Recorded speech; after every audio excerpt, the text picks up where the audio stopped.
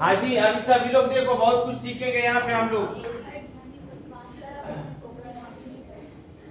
मान लो ये धरती है, लेकिन धरती अभी गोल नहीं हुआ, ये थोड़ा सा गोल हुआ धरती।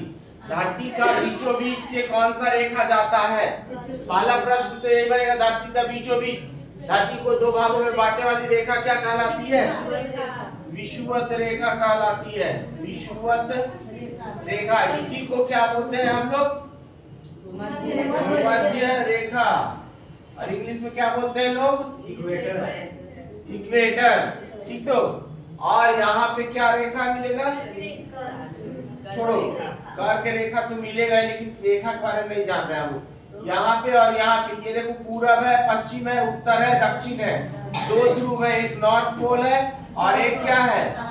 South pole. यहाँ पे हम लोग जो चर्चा करेंगे वह ग्रेविटी का चर्चा करेंगे। ग्रेविटी, गुरुत्वाकर्षण। गुरुत्वाकर्षण का खोज किसने किया था? तो क्या बोलेंगे हम लोग? न्यूटन साहब जी ने किया था। अच्छा बैठो। कर्षण, चलो बहुत बड़े। इसी तरह इधर नजर गड़ाए रखना सभी को, ठीक ना? न्यूटन ने दिया था।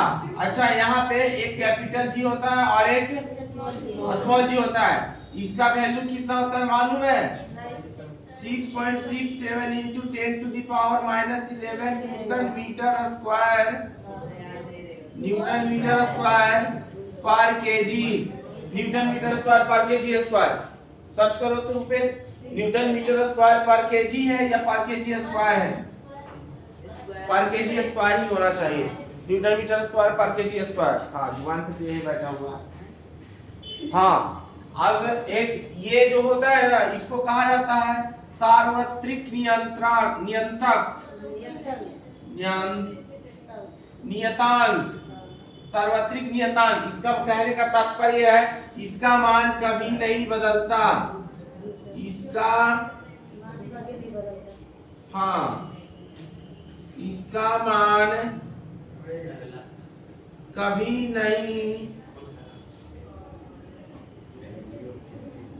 बदलता।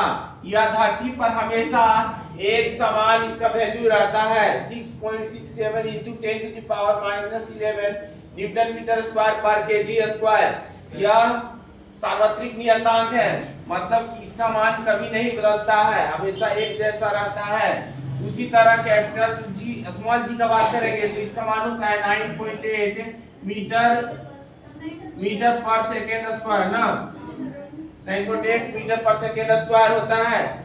यह धरती पर कभी भी इसका मान एक समान नहीं होता, हमेशा इसका मान बदलते रहता है, लेकिन हमेशा एक के करीब, 10 के करीब ही रहता है, ठीक। तो जब एग्जाम में इसका प्रश्न पूछता है तो वहां लिख देता है कि स्मॉल जी का वैल्यू आपको 10 लेना है या इतना ही लेना है। ऐसे तो एग्जाम में पूछेगा तो 10 ही पूछेगा आपसे, लिख देगा ब्रैकेट में जी का वैल्यू 10 ले, 9 नहीं, ठीक ना।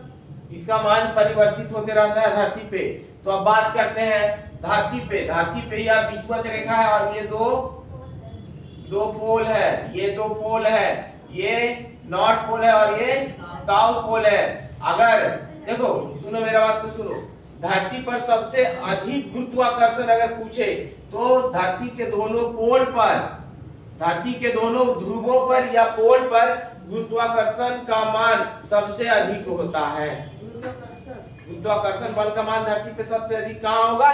धरती के दोनों ध्रुवों पर या पोल्स पर, नॉर्थ पोल और साउथ पोल, हिंदी वाले ध्रुव बोलते हैं, उत्तरी ध्रुव और दक्षिणी ध्रुव। उसी तरह पूछे कि सबसे कम कहाँ होता है भाई धरती पे गुरुत्वाकर्षण बल का मान, तो क्या हम बोलेंगे? धरती के केंद्र पर सबसे कम होता है 0। इधर उधर तो थोड़ा सा होगा, 0 पॉइंट समथिंग हो सकता है। तो सबसे कम पूछे तो बोले क्या? इक्वेटर, विषुवत रेखा पे गुरुत्वाकर्षण का मान सबसे कम होता है। शून्य कहाँ होता है? तो धरती के केंद्र पर, धरती के केंद्र पर जी का वैल्यू क्या हो जाता है? शून्य होता है। और सबसे कम कहाँ होता है? विषुवत रेखा पर या भूमध्य रेखा पर, ठीक। तो अब सोचो, तुम्हारा वजन अगर केंद्र पे, यहाँ पे मान लो तुम्हारा वजन 0 kg है और तुम किधर ट्रेवल कर रहे हो? साउथ पोल की तरफ, तो तुम्हारा वजन क्या होगा? बढ़ जाएगा, क्योंकि गुरुत्वाकर्षण का मान यहाँ पे सबसे अधिक होता है ना, जिस कारण आपका वजन भी दोनों पोल्स पे सबसे अधिक होगा। तो अब तुम सोचो कि कोई व्यक्ति साउथ पोल से केंद्र की तरफ जा रहा है तो उसके वजन में क्या परिवर्तन देखने को मिलेगा?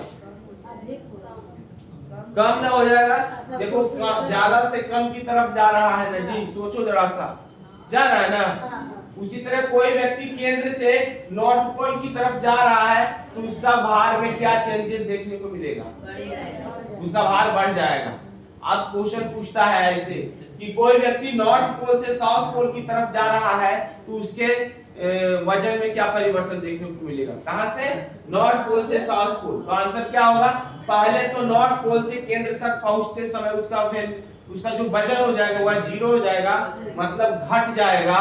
उसके बाद नॉर्थ पोल केंद्र से जब वह साउथ पोल की तरफ चलना स्टार्ट करेगा तो क्या हो जाएगा? उसका वजन बढ़ने लगेगा वापस।